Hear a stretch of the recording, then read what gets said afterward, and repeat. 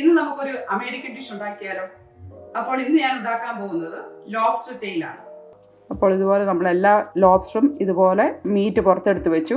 അതിൻ്റെ ലെമണിൻ്റെ ജ്യൂസ് നമുക്ക് സ്ക്വീസ് ചെയ്തെടുക്കാം. അത് നമുക്ക് ഒരു പാത്രത്തിലേക്ക് മാറ്റാം. ഇത് ഞാനൊരു 3 ടേബിൾ സ്പൂൺ ബട്ടർ മെൽറ്റ് ചെയ്തതാണ്. അതിനകത്തേക്ക് 1 ടീസ്പൂൺ ലെമൺ ജ്യൂസ് നമുക്ക് ചേർക്കാം. അതിൻ്റെ കൂടെ കുറച്ച് ചെറുതായിട്ട് അരിഞ്ഞ ഗാർലിക്കും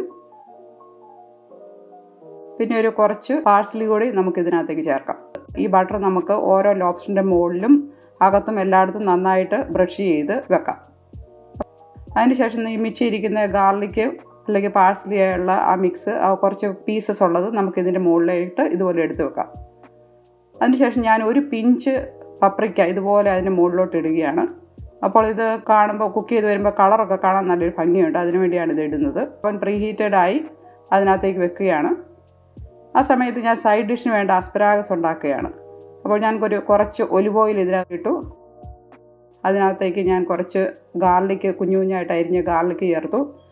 അത് ലോ ഫ്ലെയിമിലിട്ട് നമുക്കിതൊന്ന് മൂപ്പിച്ചെടുക്കണം. അതിനുശേഷം ഞാൻ ഈ അസ്പരാഗസ് ഇതിനകത്തേക്ക് ഇടുകയാണ്. ഞാനൊരു 2 പിഞ്ച് സോൾട്ട് ഇതിനകത്തേക്ക് ആഡ് ചെയ്തു.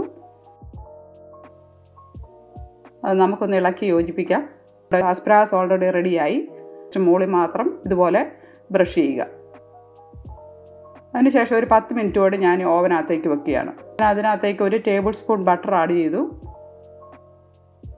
പിന്നെ ഒരു 1/2 ടീസ്പൂൺ ഗാർലിക് പൗഡർ ഇടുകയാണ്. അതുപോലെ തന്നെ 1 പിഞ്ച് സോൾട്ട്, ആവശ്യത്തിനുള്ള സോൾട്ട് ഇടണം കേട്ടോ. അതിനുശേഷം കുറച്ച് പെപ്പർ പൗഡർ കൂടി ഞാൻ ഇതിനകത്തേക്ക് ഇടുകയാണ്, ബ്ലാക്ക് പെപ്പർ. ഇതെല്ലാം മാഷ് പൊട്ടാറ്റോ പൗഡറാണ് ഇതിന് ചേർക്കുന്നത്. നമ്മൾ കുറേശ്ശെയായിട്ട് ഇതിനകത്തേക്ക് മിക്സ് ചെയ്യുക. അതിൻ്റെ കൺസിസ്റ്റൻസി ശരിയാകുന്ന വരെ നമ്മൾ കുറച്ച് ആഡ് ചെയ്യണം. അപ്പോൾ ഈ ഒരു കൺസിസ്റ്റൻസി ആകുമ്പോൾ നമ്മൾക്ക് നിർത്താം.